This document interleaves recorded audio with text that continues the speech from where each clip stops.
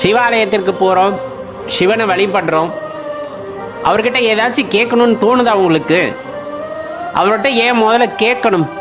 ஏன்னா இந்த பக்தி அப்படின்னு வந்துட்டாலே இப்போ இருக்க காலகட்டத்தில் இறைவனிடம் போய் ஆலயத்தில் நின்றாலும் சரி, இல்லை அமைதியாக அமர்ந்து தியானத்தில் ஈடுபட்டாலும் சரி, ஏதேனும் ஒரு விண்ணப்பத்தை வைத்து கொண்டு அவரிடம் ஒரு கோரிக்கையை வைக்க வேண்டும் என்ற எண்ணத்தை எப்படி உண்டாச்சு, இல்லை யார் உண்டாக்கினார்கள் அப்படிங்கிறதெல்லாம் தெரியலை. அது ரொம்பவே மனசு ரொம்ப குழப்பமாக இருக்குது. அவரிடம் நான் விடை கேட்கின்றேன் அப்படிங்கிறது வேற. வாழ்கின்ற சூழ்நிலைக்கு ஏற்றவாறு எனக்கு அது வேண்டும் இது வேண்டும் அப்படின்னு எப்போ நம்ம கேட்க ஆரம்பித்தோமோ அப்போவே அந்த பக்தி அப்படிங்கிற நிலையிலிருந்து நம்ம கீழே வந்துடுவோம். அதனால தான் எப்பவுமே சொல்றது, எந்த ஆலயத்திற்கு போனாலும் சரி, அதுவும் குறிப்பா நீங்கள் சிவாலயத்திற்கு போனா கண்டிப்பா இறைவனிடம் நீங்கள் எதுவும் வேண்ட வேண்டும் என்ற அவசியம் இல்லை.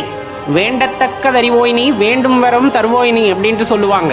நம்ம என்ன வேண்ட போறோங்கிறதே இறைவனுக்கு தெரியும். அப்ப உனக்கு என்ன வேண்டும் அப்படிங்கிறது சிவபெருமானுக்கு ரொம்ப தெளிவாகவே தெரியும். அதை நான் சொல்லி இறைவன் தெரிந்து கொள்ள வேண்டும் என்றால் அப்ப அந்த இடத்துல அந்த இறைவனுக்கு என்ன மதிப்பு இருக்கு அப்படிங்கிறத யோசிச்சு பார்க்கணும் இல்லையா? அப்படிப்பட்டவர் அல்ல எம்பெருமான் ஈசன்.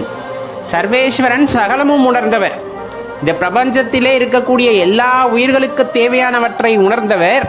நாம் என்ன கேட்கப் போகின்றோம் என்பது கூட தெரியாதவரா? கண்டிப்பாக இல்லை.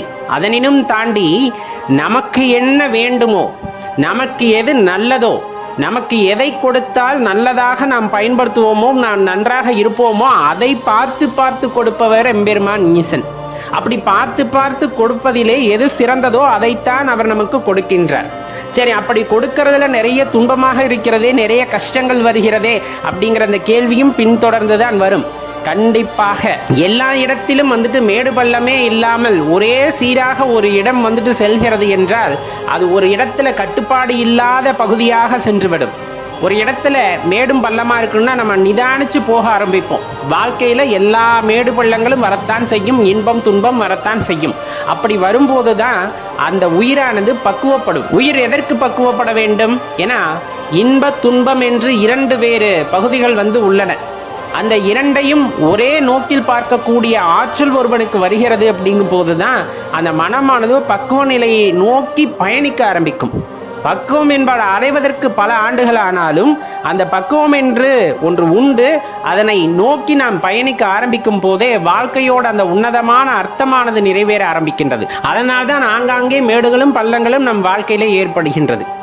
நீங்க ஏதாச்சும் ஒரு விஷயம் செய்யணும்னு நினைக்கிறீங்க, ஏதாவது ஒரு விஷயம் செய்யணும்னு நினைக்கிறீங்க, உங்களுக்கு ஒரு பிடிமானம் வேண்டும், அது நடக்க வேண்டும் அப்படின்னு நீங்கள் நினைத்துட்டாலுமே கூட அதை இறைவனிடம் போய் சொல்லிவிடுங்கள். நான் இதை செய்ய வேண்டும் என்று இருக்கின்றேன், நான் செய்ய போகின்றேன் என்று அவர் மீது பாரத்தை போட்டுவிட்டு, சிவபெருமான் மீது பாரத்தை போட்டுவிட்டு நீங்கள் பாட்டுக்கு அந்த செயலை செய்ய ஆரம்பித்து விடுங்கள்.